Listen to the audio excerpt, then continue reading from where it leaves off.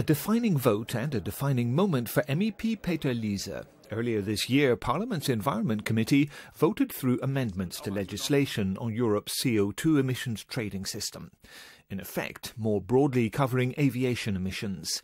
But who is it who guides laws along the obstacle-strewn pathways of parliamentary procedure?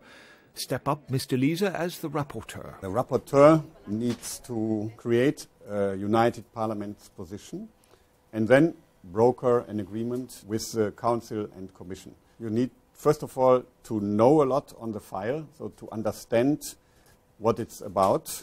You need to listen to many, many people, also from outside the Parliament, from industry, environmental NGOs, other stakeholders, and then you need to work to bring people together. So the rapporteur is a lead pitcher for MEPs and chief backstop for Parliament. But he or she is not alone. Stand up and be recognised the shadow rapporteur. The rapporteur, him or herself, always of course represents one political group, and other political groups nominate the shadows to negotiate on behalf of their respective groups. So that's the team, well balanced across the political groups. What's next? The rapporteur's raw material comes in the shape of a legislative proposal drawn up by the European Commission, a regulation or a directive. It's rarely perfect. I've never experienced that I supported a Commission proposal just as it was presented.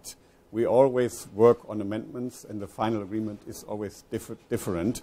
In this case, it's completely different. The biggest conflict was between the public interest to protect us from worsening climate change and the business interest of the airlines. They have been also very much lobbying European governments, so that European governments have been willing to weaken the current legislation. Next stop after there's agreement between all the groups are negotiations with member states, a process known as trilogue, in which the rapporteur can find him or herself up against entrenched views.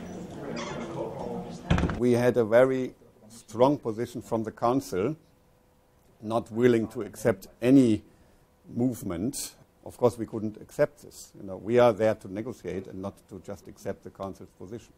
And in the end, they moved. For the Socialist shadow rapporteur, Matthias Groote, there was a red line beyond which this file would not get his group's support, redirecting the money raised through the auction of CO2 aviation emissions. We want an earmarking because we want to spend the money we collect from the emissions which were emitted by the aviation sector to fight climate change, for adaptation things and so on. Mr. Liese acknowledges that because of the need for compromise inside and outside the Parliament, MEPs' legislative ambitions may be watered down.